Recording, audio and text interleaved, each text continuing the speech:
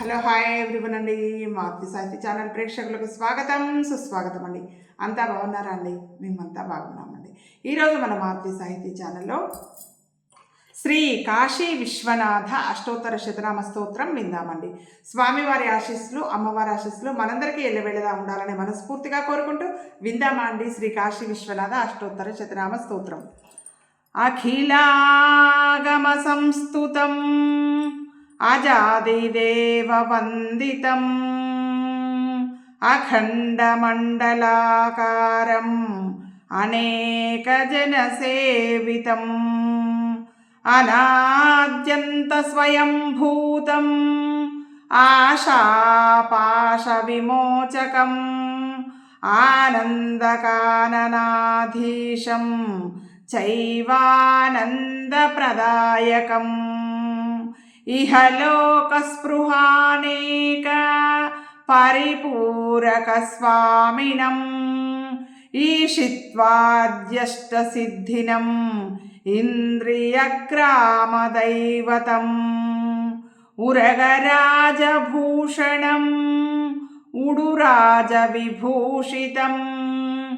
ఊర్ధ్వలింగం ఉమాకాంతం ఉరుదుఃఖవిమోచకం మహోజ్వలస్వరూపం చ త్రిపుండ్రాంకితమస్తకం అన్నపూర్ణా విశాలాక్షీనాథం గంగాధరం విభుం భావనామాత్ర సంతుష్ట హృదయం హృదయేశ్వరం భూతభవ్యభవన్నాథం భవరోగహరం హరం మహాశ్మశానదేవేశం భుక్తిముక్తిఫలప్రదం మహోక్షవాహనారూఢం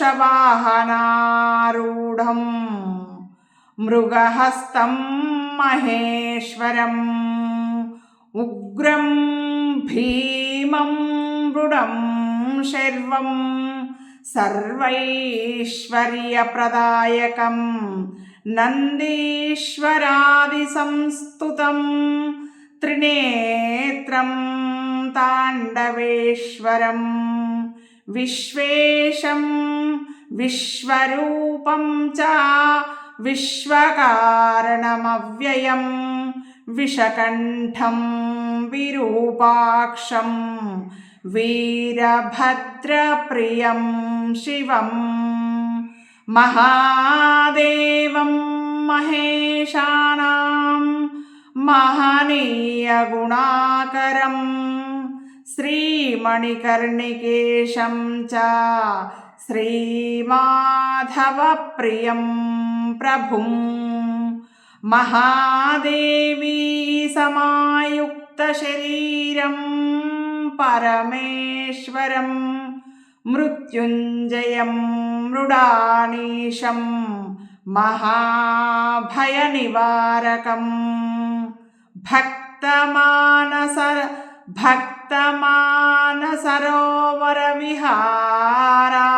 భక్తమానసరోవరవిహారాసక్తశూలినం భవదుఃఖవిభంజకం భక్తవరప్రదాయకం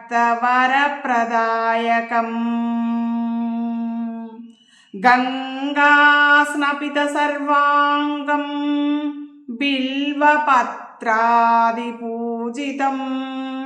నానాలంకారసంయుక్తం దివ్యగంధానులేపితం త్రైవేద్యం త్రిలోకేశం తాపత్రయప్రభంజకం త్రిపురసుందరీరూపం త్ర్యంబకం త్రిపురాంతకం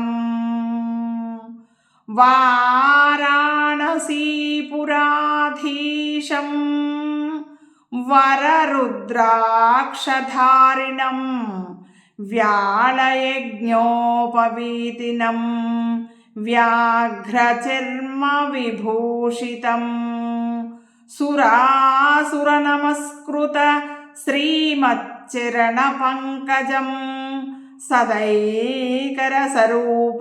చ సదా నటన తత్పరం సత్యజ్ఞానాత్మకం సోమం సోమసూర్యాగ్నిలోచనం కాళభైరవమేషానం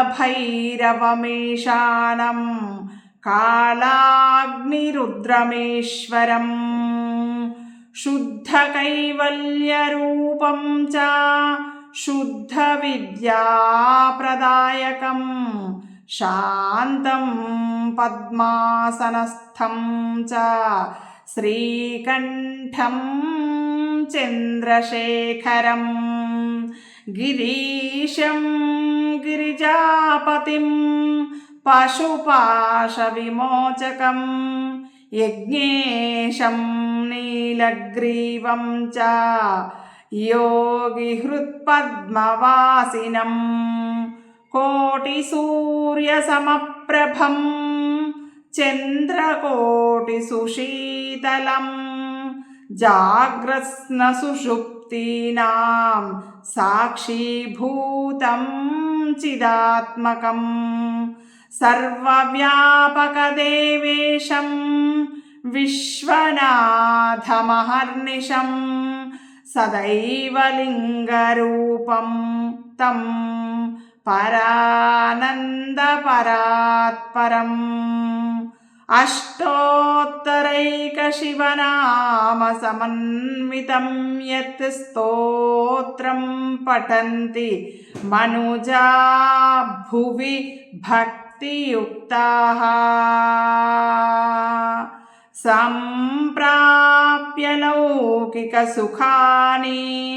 పరం లభంతే దేహావసానసమయే శివ సంప్రసాదాత్.